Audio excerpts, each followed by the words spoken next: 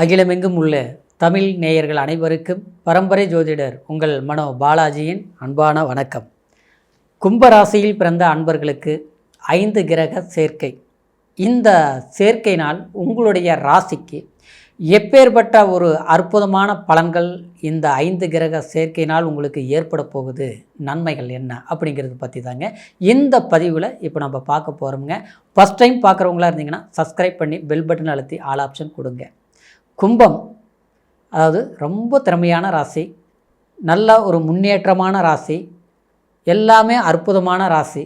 ஆனால் நாம் இப்போ முன்னேற்றமாக இல்லையே. நீங்கள் எல்லாம் சொல்கிறது கரெக்டு தாங்க, ஆனால் என்ன மாதிரி கஷ்டப்படுறவங்க இப்போ யாருமே இல்லையே அப்படின்னு கும்பராசிக்காரர் சொல்லுவீங்க.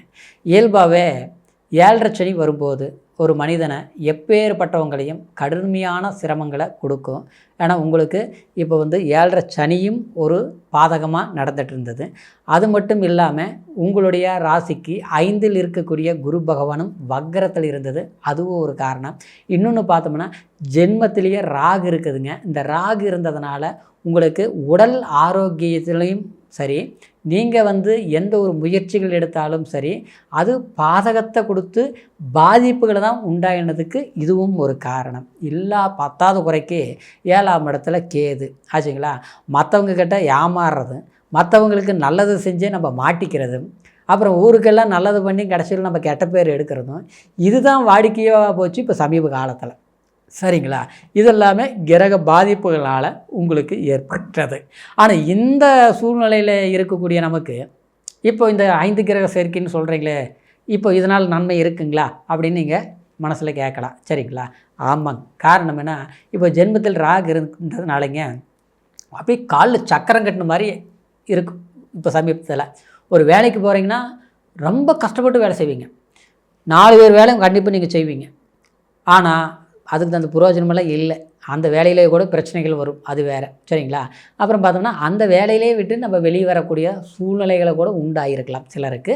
சிலருக்கு பார்த்தோம்னா பிடிக்காமல் வேலை செஞ்சுட்டு இருக்கக்கூடிய நிலவரங்களை சந்திச்சிருப்பீங்க. அப்புறம் பார்க்கும்போது சிலருக்கு பார்த்தோம்னா நரம்பு சம்மந்தப்பட்ட பாதிப்புகள்.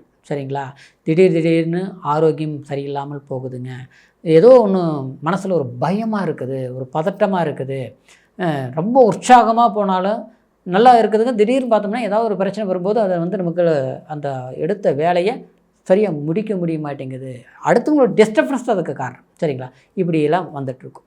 அந்த இருக்கக்கூடிய அந்த ராகு இருக்கக்கூடிய உங்கள் ஜென்மத்தில் இருக்கக்கூடிய ராகுனால் இப்போது அந்த சேர்க்கை அப்படின்னா சூரியன் செவ்வாய் உங்களுக்கு 7ஆம் அதிபதி சூரிய பகவான். அடுத்து பார்த்தோம்னா செவ்வாய் உங்களுக்கு முயற்சி ஸ்தானாதிபதியும் 10ஆம் ஸ்தானாதிபதியும் செவ்வாய். அப்புறம் பார்த்தோம்னா புதன் உங்களுக்கு பஞ்சமாதிபதி. சரிங்களா. இவங்க எல்லாம் ஒன்று. சுக்கிரனுங்கிறது உங்களுக்கு 4ஆம் சுகஸ்தானாதிபதி. வண்டி வாகனம் இதெல்லாமே நீங்கள் எப்போவுமே ட்ராவலை விரும்புவீங்க, வண்டி வாகனத்தை விரும்புவீங்க, உற்சாகத்தை விரும்புவீங்க.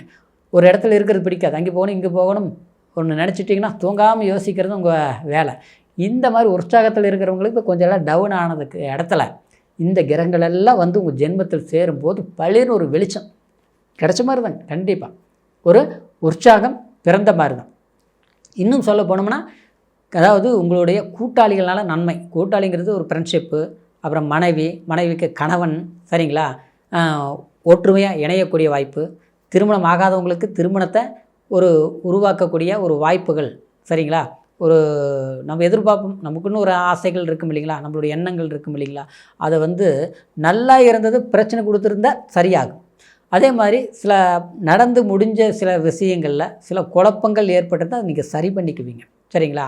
புதிய எதிர்பார்ப்பில் இருக்கக்கூடியவங்களுக்கு ஒரு உற்சாகமான வரவேற்பு, அதாவது குடும்ப வாழ்க்கையில் சொல்கிறேன், ஒரு கமிட்மெண்ட்டு, ஒரு கல்யாணம் ஆகிறது, ஒரு நல்ல ஒரு ஃப்ரெண்ட்ஷிப்பு கூட்டாளி கிடைக்கிறது, சொந்தமாக தொழில் பண்ணுறவங்களுக்கு ஒரு வேலையாட்கள் கிடைக்கிறது. சரிங்களா. இது எல்லாமே அமையும். அப்புறம் வீடு வண்டி வாகன யோகங்கள் கூடி வரும். ஏற்கனவே எல்லாமே ஒன்று பண்ணேன், வண்டி வாங்கி ஒன்று கூட ஒரு சிறப்பு இல்லை, எல்லாமே பிரச்சனையாக போச்சு, கொஞ்ச நாள் எல்லாம் விட்டுட்டேன். ஏதாவது ஒரு தொழிலுக்கு ஒன்று வாங்கலாமான்னா கூட அதுவும் கூட பயமாக இருக்குது அப்படிங்கிறவங்களுக்கு ஆச்சுங்களா. அதாவது நீங்கள் ஒன்று வண்டி வாகனம் வாங்கக்கூடிய யோகத்தை கண்டிப்பாக கொடுக்கும். ஏன்னா பண நெருக்கடிகள் ரொம்ப தாக்கு பிடிக்க முடியாத இடத்துல கொடுத்துட்ருக்குது. கையில் நீங்கள் 1 கோடி ரூபா வச்சுருந்தா கூட இன்றைக்கி கடன்காரன் ஆகி உட்காந்துருக்க வேண்டிய சூழ்நிலையில் எல்லாமே சந்திச்சிருப்பீங்க. சரிங்களா. பணம் 10 பைசா தங்க மாட்டேங்குது, மிச்சம் வைக்கவே முடிய மாட்டேங்குது. வர்றது பார்த்தோம்னா மாதம் கண்டா இத்தனை பணம் சம்பாதிக்கிறோம், ஆனால் கடைசியில் கையில் எத்தனை இருக்குதுன்னு பார்த்தா 10ங்கிற பேர் தான் இருக்குது ஆச்சுங்களா. நம்மக்கிட்ட வேலை செய்கிறவங்களோ அல்லது நம்ம கூட இருக்கிறவங்களுக்கோ இருக்கக்கூடிய ஒரு நிம்மதி சந்தோஷம் ஆனால் நமக்கு இல்லை சரிங்களா. இப்படி தான் போயிட்டுருக்குது. அப்புறம் பார்த்தோம்னா நல்லது எது சொன்னாலும் அது இடைஞ்சலாகவே வருது ஆச்சுங்களா. நல்லா பழகியிருப்போம் ஒரு ஃப்ரெண்ட்ஷிப் பழக்க வழக்கமாக, கடைசியில் அவங்களுக்கு ஒரு பிரச்சனைனா நீங்கள் கொடுத்தும் உதவி பண்ணியிருப்பீங்க, அப்புறம் அவங்களுடைய கஷ்டத்துக்கு என்னவோ அவங்களுக்கு சப்போர்ட் பண்ணி அவங்க நல்லா இருக்கிறதுக்கு நீங்கள் ஒரு காரணமாக இருந்திருப்பீங்க. ஆனால் இன்றைக்கி பார்த்தோம்னா அவங்களே கூட இருந்துக்கிட்டு அவங்களாலேயே நம்ம ஒரு பிரச்சனையை அனுபவிக்கிறதுக்கு இவங்க தான் காரணம்னு இன்றைக்கி தான் தெரியுது. ஆனால் தெரிஞ்சாலும் என்ன பண்ண முடியும், அதாவது உன் புத்தி அவ்வளோதானா அப்படித்தானா அப்படின்னு நினச்சி விலைக்கு வைக்கவும் முடியல, பிரிஞ்சு நாம் போகவும் முடியல. இப்படியெல்லாம் ஒரு போராட்டமான ஒரு போயிட்டுருக்குது பார்த்தீங்களா. அதுக்கு எல்லாமே ஒரு நிமோஷனை கிடைக்கும். ஏன்னா 5ஆம் இடத்துல இருக்கிற குரு இந்த ஜென்மத்தை பார்த்துட்டார், இந்த ராகுவோட பார்த்துட்டார். ஏன்னா ராகுவோட ஒரு கிரகம் இணையும் போது நன்மைகளும் இருக்கும் கெட்டதும் இருக்கும். ஆனால் ஏற்கனவே நம்ம ஜென்மத்தில் இருந்ததுனால அந்த குரு பார்வபலம் பார்க்கறதுனால இது நன்மையைத்தான் நம்ம எடுத்துக்கணும் சரிங்களா. அடுத்தது கொஞ்சம் போக்குவரத்தில் கொஞ்சம் கவனமாக இருக்கணுங்க.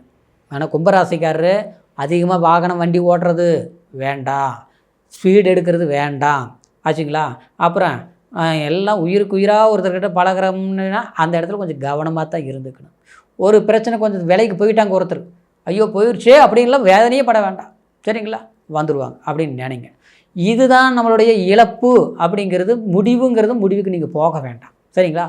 பொறுமை, எந்த முடிவு எடுத்தாலும் கொஞ்சம் யோசிங்க, கொஞ்சம் நிதானிங்க சரிங்களா. இன்றைக்கே இந்த முடிவு என்னானாலும் சரி பார்த்துடலாம், அந்த இது வேண்டாம். ஒன்று உங்களை விட்டு போனாலும் அது நிரந்தரம் இல்லை, வந்துடும். அதே நேரத்தில் ஒன்று வேணும்னு நினச்சி உடனே நீங்கள் ஓடி போகிறதும் அதுவும் வேண்டாம். தாமதம், பொறுமை, வேகத்தை விட விவேகம்தான் செயல்படும் சரிங்களா. அப்புறம் இந்த ஜாமீன் கையெழுத்து போடுறது, அடுத்தவங்கக்கிட்ட கடனை வாங்கி இன்னொருத்தர்கிட்ட கடன் கொடுக்கறது, வட்டிக்கு பணம் கொடுக்கறது, இன்வெஸ்ட்மெண்ட் பண்ணுறது வண்டி வாகனங்களெல்லாம் வாங்க வேண்டாம் சரிங்களா. புதிய வண்டி வாங்குறது கொஞ்சம் குறைச்சிக்கலாம் சரிங்களா. தேவைக்கு நம்மளுடைய பயன்பாட்டுக்கு வாங்கலாம், ஆனால் புதிய முதலீடு போட்டு ஒன்று பண்ணுறது வேண்டாம். ஆனால் இடம் வாங்குறது, வீடு கட்டுறது, லோன் போட்டு வீடு கட்டுறது, புதிய இதெல்லாம் செய்கிறதெல்லாம் கண்டிப்பாக இந்த காலகட்டத்தில் செய்யுங்க, அது சாதகமாக இருக்கும். இது மார்ச் மாதம் 14ஆம் தேதி வரைக்குமே ஒரு சாதகமான பலன் இருக்குதுங்க.